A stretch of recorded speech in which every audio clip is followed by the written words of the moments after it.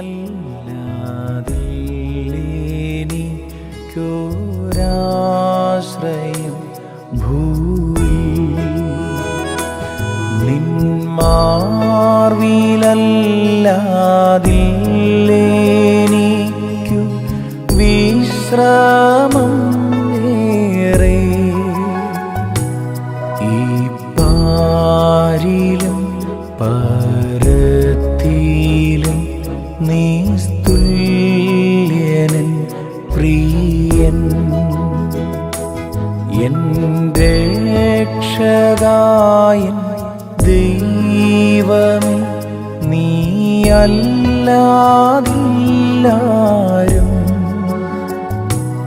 എന്നേശു മാത്രം മതിയെനിക്കേതു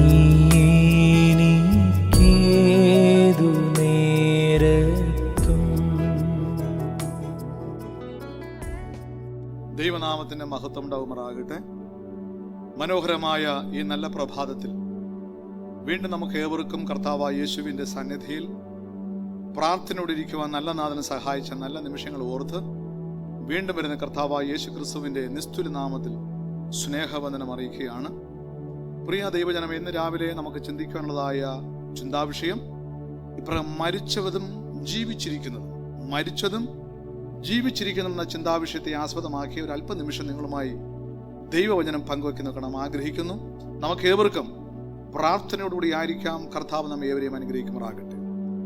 പ്രിയ ദൈവമക്കളെ, ഇതിന് വേദപുസ്തക ചിന്താവിഷയം നൽകിയിരിക്കുന്നത് റോമർക്ക് ലേഖനം 6-ാം അധ്യായം 11-ാം വാക്യമാണ്. അപ്പോസ്തലനായ പൗലോസ് കർത്താവായ യേശു ക്രിസ്തുവിൻ്റെ നിത്യ സുവിശേഷം അല്ലെങ്കിൽ ദൈവവചനമായി നമ്മൾ പങ്കുവയ്ക്കാൻ ആഗ്രഹിക്കുന്നു. അതുകൊണ്ട് നിങ്ങളും പാപസംബന്ധമായി മരിച്ചവരെന്നും ക്രിസ്തയേശുവിൽ ദൈവത്തിന് ജീവിച്ചിരിക്കുന്നവർ എന്നും നിങ്ങളെ തന്നെ എണ്ണുവിൻ എന്ന് വേദപുസ്തകം നമ്മളെ പഠിപ്പിക്കുന്നു. പ്രിയ ദൈവജനമേ, മരവിക്കപ്പെടുകയും പിന്നീട് ഉരുകുകയും ചെയ്ത് സാധാരണഗതിയിൽ ജീവിക്കാനുള്ളതായ കഴിവ് നിങ്ങൾക്ക് എങ്ങനെ ലഭിക്കാൻ പറ്റുമോ? ക്രിസ്ത്യാനിക്ക് ലഭിച്ച ഏറ്റവും വലിയ പദവി എന്ന് പറഞ്ഞത്, യേശു ഒരിക്കൽ പറഞ്ഞു, എന്നിൽ വിശ്വസിക്കുന്നവൻ മരിച്ചാലും ജീവിക്കും എന്ന് യേശു ഒരിക്കൽ പറഞ്ഞു.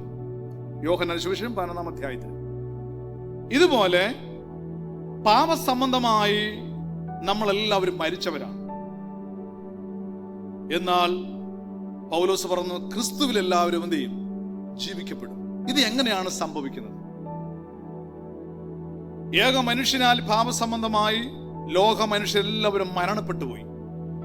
പാപസംബന്ധമായി പാപത്തിന്റെ ശമ്പളം മരണമാണ്.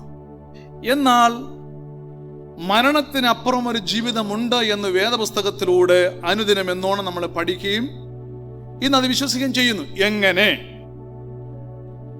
അപ്പോസ്തലനായ പൗലോസ് റോമർക്ക് ലേഖനം അതിന്റെ 6-ാം അധ്യായം അതിന്റെ 11 നമ്മൾ വായിക്കുമ്പോൾ ഇങ്ങനെയാണ് അപ്പോസ്തലനായ പൗലോസ് പറഞ്ഞിരിക്കുന്നത്.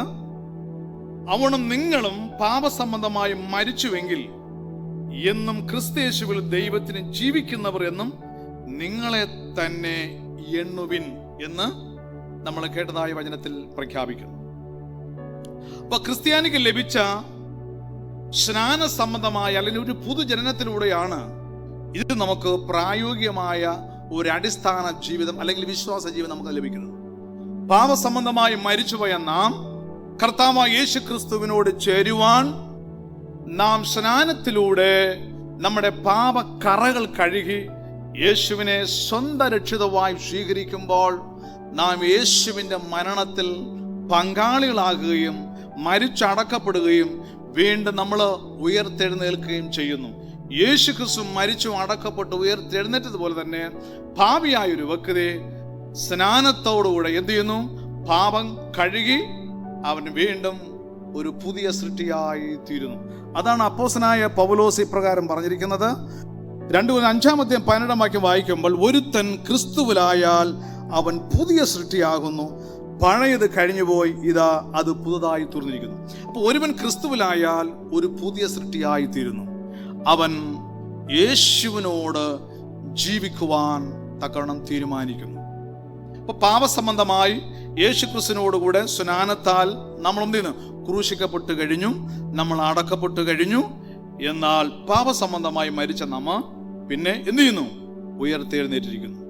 ഇത് ആത്മീയമായി സംഭവിക്കുന്ന ഒരു കാര്യമാണ്.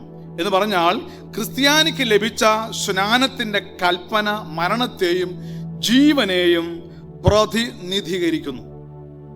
നിങ്ങൾക്ക് അവർക്ക് മനസ്സിലായി കാണും. അതുപോലെ യേശു അവരോട് പറഞ്ഞു, നിങ്ങൾ യാചിക്കുന്നതെന്ന് നിങ്ങൾ അറിയുന്നില്ല. ഞാൻ കുടിക്കുന്ന പാനപാത്രം കുടിപ്പാനും ഞാൻ ഏൽക്കുന്ന സ്നാനം ഏൽക്കുവാനും നിങ്ങൾക്ക് കഴിയുമോ എന്ന് ശിഷ്യന്മാരോട് യേശു ചോദിക്കുകയാണ്. മർക്കോസ് സുവിശേഷം 10-ാം അധ്യായം 32-ാം വാക്യമാണ്. അപ്പോൾ ശിഷ്യന്മാരോട് ചോദിച്ചപ്പോൾ യേശു തൻ്റെ മരണത്തെ സ്നാനവുമായി ബന്ധിപ്പിച്ച ഒരു സംഗതിയാണ് നമ്മൾ വായിച്ച് കേട്ടത്. കൂടാതെ സ്നാന സമയത്ത് ജലത്തിൽ നിന്നുള്ള ഉയർത്തെഴുന്നേൽപ്പ് അവൻ്റെ പുനരുത്ഥാനത്തെ മുൻകൂട്ടി പറഞ്ഞിരിക്കുന്നു. സ്തോത്രം. ഈ ആത്മീക സത്യങ്ങൾ അർത്ഥപൂർണമാകുന്നത് മുങ്ങി സ്നാനത്തിലൂടെയാണ്. അതാണ് യേശു നേരത്തെ പറഞ്ഞത്, എന്നിൽ വിശ്വസിക്കുന്നവൻ മരിച്ചാലും ജീവിക്കും. അതുകൊണ്ട് പ്രിയ ദൈവമക്കളെ, നാം ഒരു പുതിയ സൃഷ്ടിയായിരിക്കുമ്പോൾ ഇനി നമ്മൾ എന്ത് ചെയ്യാൻ പാടില്ല? പാപം ചെയ്യുവാൻ പാടുള്ളതല്ല. യേശു ക്രിസ്തുവിന്റെ കൽപ്പന അനുസരിച്ച് ആ വിശ്വാസത്തിൽ ശബദമനുസരിച്ചുകൊണ്ട് പ്രാർത്ഥനയിരിപ്പാൻ നമുക്കൊരുങ്ങാം. അതിനുവേണ്ടി കർത്താവിന്റെ പരിശുദ്ധം സഹായിക്കട്ടെ. നമ്മുടെ കണ്ണിലടയ്ക്കാൻ നമുക്ക് പ്രാർത്ഥിക്കാം. സ്നേഹവാനും പരിശുദ്ധനുമായ ഞങ്ങളുടെ നല്ല ദൈവമേ, ഈ നല്ല നിമിഷത്തിനായ ദൈവത്തിന് സ്തോത്രം. ഞങ്ങൾ കേട്ടതായ ദൈവത്തിന്റെ വചനം, ഒരുവൻ ക്രിസ്തുവിലായാൽ അവനൊരു പുതിയ സൃഷ്ടിയാണ്. പാപസംബന്ധമായി കർത്താവിനോട് കൂടെ നാം അതേ മരണപ്പെടുകയും ക്രൂശിക്കപ്പെടുകയും കുഴിച്ചിടപ്പെടുകയും ഉയർത്തെഴുന്നേൽക്കുകയും ചെയ്തിരുന്നു. ഇനി പാപം ചെയ്തുകൂടാ എന്നും ഇനി യേശു ക്രിസ്തുവിന്റെ കൽപ്പന അനുസരിച്ചുകൊണ്ട് അവന്റെ പാത പിന്തുടരണമെന്നും ദൈവജനങ്ങൾ കേട്ടിരിക്കുകയാണ്. കർത്താവിന്റെ പരിശുദ്ധാത്മാവ് ഞങ്ങൾ അതിനായി ഒരുക്കണം. ദൈവത്തിന്റെ വചനം കേട്ടുകൊണ്ടിരിക്കുന്ന പ്രേക്ഷകരെ ദൈവം അതിനായി ഒരുക്കുകയും അനുഗ്രഹിക്കുകയും ചെയ്യും. അപ്രകാരം ഞങ്ങളെ ജപിപ്പാൻ അവിടുത്തെ പരിശുദ്ധാത്മാവിനാൽ ഞങ്ങളെ ധൈര്യപ്പെടുത്തണം. യേശു ക്രിസ്തുവിൻ നാമത്തിൽ സകലവും താഴ്മയായി കെഞ്ചുന്നു കേൾക്കണം സ്വർഗീയ നല്ല ദൈവമേ. ആമേൻ.